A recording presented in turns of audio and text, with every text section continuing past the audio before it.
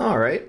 So now that we've made our initial region cuts here, let's take a moment to keep it all nice and organized. I'll call this initial region cuts, like that. And moving on, basically immediately, is we want to say, okay, we've got all this new cool stuff. How we mostly want to concentrate our firepower, so to speak, on this middle chunk here. So I'm going to select that in our, or rather I'll go here and then select that. And we're going to split that out now.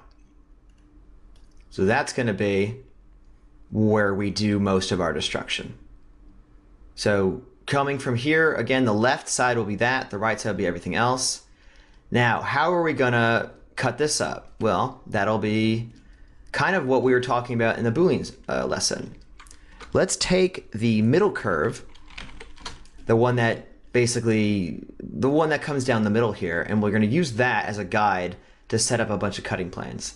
So I'm going to go to cutter curves here and say, let's delete not selected, and let's choose this curve. And there we go. So now we have that curve, and we'll keep this visible just as a guide. So what I want to do is I want to move this curve down kind of to the center of this thing, at least in the y-axis. So I'm going to say, I can just say, hey, how about get me the centroid of this guy here. So I'm going to say, how about we'll just point right at the terrain and say centroid of the terrain in the y. So centroid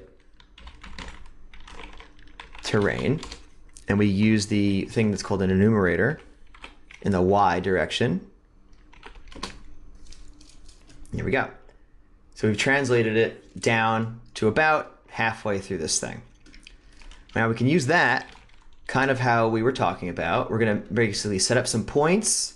I'm going to say, let's start with 16 points maybe. There we go.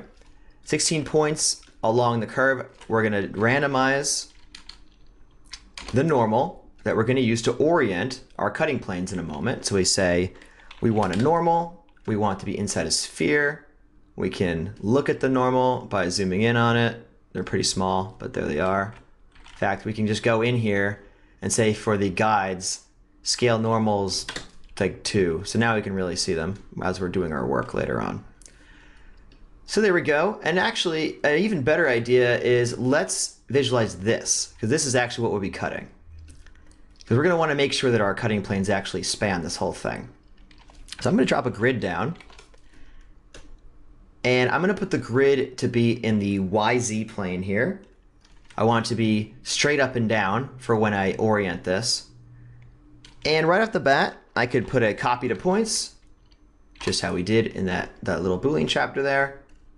And we can say, okay, well, we're mostly getting it so far. We don't want to copy these normals over. We know that now. So we're getting there. I would say as an aesthetic choice, I want these planes to mostly be straight up and down. I want that because I don't want a lot of like horizontal cuts going through this right now. I'm not going to see that. Right now, I'm mostly trying to determine the main cuts along the surface to define the regions that I'm seeing. So I'm going to go over to the attribute randomize, and there's a few things we can do. One is we can specify a bias and say, mostly I want these to point left to right. So I'm going to say, so what's left to right? In this case, the z-axis is the right side. So I can increase this strength thing here, and you can see how it kind of aligns them, almost like a magnetism. The higher I make that, the more oriented along towards that vector they'll become. So I'm just going to put something like that. So now they're mostly facing that way. If we really wanted to drive home that they have to face that way, we can actually just set the vector component ourselves. Actually, I'm going to make this even bigger. Boom, 20. So you can see they're mostly pointing to the right, but they're still kind of pointing up and down a little bit. And that's giving us some of this, where they're pointing up and down here. And that's not so bad. I'm just going to go ahead and say, though, because I know what we want. I know that I want these to point straight up and down. So I'm going to just say set the normal y. let's just go ahead and force it to point to the side like that. So we went from having normals that were kind of doing that a little bit to that. So now all of our cutting planes essentially are oriented that way, and we can be sure that they're going to cut straight through up in an up and down manner. And we're going to noise them up and stuff, so don't worry about it looking too uniform or anything like that. Cool.